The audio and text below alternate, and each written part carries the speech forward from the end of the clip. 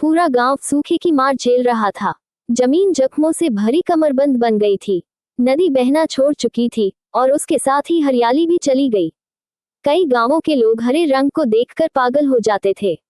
आसमान खुला हुआ था, लेकिन उसमें बारिश की कोई उम्मीद नहीं थी।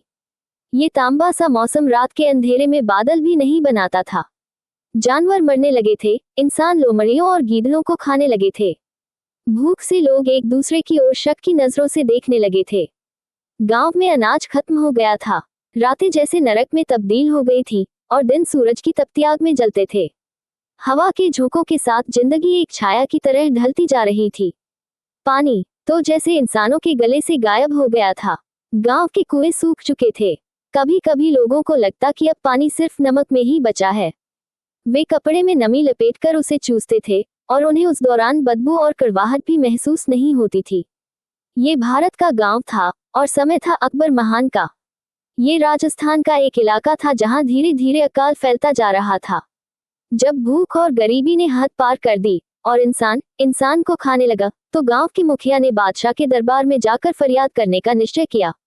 वह गांव से चला, लेकिन उसे पता चला कि बादशाह अब फतेहपुर सीकरी में रहते हैं। वहां जाकर वह हर दिन दीवान आम खुलने का इंतजार करता, पर हफ्ते बीत गए और दीवान नहीं खुला। मुखिया की बेचैनी व्याकुलता में बदल गई, क्योंकि उसके गांव के सैकड़ों लोग अब जीवन और मृत्यु की कगार पर थे। वह हर रोज बादशाह के महल के बाहर खड़ा रहता, लेकिन पहरेदारों से मायूस होकर पास के गरीबों के सराय में लौट आता। सराय में उसे रहने को जगह, खाना और पानी तो मिल जाता था, पर गांव की पीड़ा उसे चैन से सोने नहीं देती थी। वह उस पर गिरे जख्मी होंठ की तरह तड़पता रहता। लेकिन बादशाह तो बस बादशाह होते हैं। दूसरों के दर्द से उन्हें कोई फर्क नहीं पड़ता। एक दिन उस मुखिया ने ठान लिया, आज चाहे कुछ भी हो जाए वह बादशाह से मिलेगा। वह शाही महल में घुसा और दरबार में जाकर सबसे आगे बैठ गया। बादशाह आए, लेकिन मुखिया नहीं उठा। पहरेदारों ने उसे हटाने की कोशिश की, लेकिन वह टस से मस न हुआ। अंततः पहरेदार उसे सलीम दरवेश की दरगाह पर ले गए। ये वही दरगाह थी जिसकी दुआ से अकबर को वारिस सलीम मिला था। उसी खुशी में अकबर ने दिल्ली छोड़कर फतेहपुर सीकरी को राजधानी बनाया था।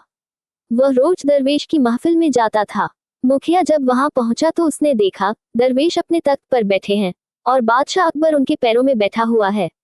एक पैर बादशाह के हाथों में है और वह उस पर दरवेश के जूते पहन रहा है। ये दृश्य देखकर मुखिया चुपचाप लौट गया। वह वापस गांव आया। लोग हैरान थे, वह खाली हाथ लौटा था। उसने सबको इकट्ठा किया और कहा, हम अपने बादशाह को भगवान मानते थे।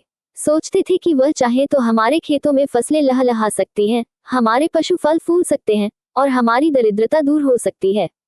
मैंने उसी ईश्वर की तलाश में सफर शुरू किया। पहले वली के पास गया, फिर फतेहपुर सीकरी और फिर दरवेश की दरगाह। मैंने वहां उस बादशाह को देखा जो खुद को हमारा मालिक कहता है, अपने वली के पैरों में बैठा था, उसके मोजे पहनता हुआ। उस क्षण मुझे समझ आ गया कि जो बादशाह अपने वली के जूते को आम लोगों की जान से ज्यादा अहमियत देता है, वह हमें क्या राहत देगा। हम भूख से मर सकते हैं, लेकिन किसी इंसान के पैरों में नहीं झुकेंगे। चलो अब उस खुदा से दुआ करें जो इन सब का भी खुदा है, और उस पीर का भी, जिसके पांव में मैंने हमारे बादशाह को बैठा देखा था। इस कहानी से हमें कई गहरी और भावुक बातें समझने को मिलती हैं। 1. इंसान भी सीमित है, चाहे वह बादशाह ही क्यों न हो। हम जिन लोगों को शक्ति का प्रतीक मानते हैं, वे भी किसी न किसी के सामने झुकते हैं। जो खुद दूसरों के सामने हाथ फैलाता हो, वह दूसरों की भूख मिटाने का स्रोत नहीं हो सकता। 2. सच्ची मदद सिर्फ ऊपर वाला कर सकता है। जब सारे दरवाजे बंद हो जाते हैं, जब बादशाह भी मूकदर्शक बन जाते हैं, तब केवल असली मालिक खुदा ही है जो मदद करता है। उसी से मांगो, उसी पर भरोसा रखो। 3. खुददारी भूख से बड़ी है। गांव वालों ने ये सीखा कि चाहे भूखे मर जाएं, पर किसी इंसान के पैरों में झुकना अपनी आत्मा को गिरवी रखने जैसा है। असली इज्जत खुददारी में है। 4. धर्म और सत्ता के बीच का फर्क समझो।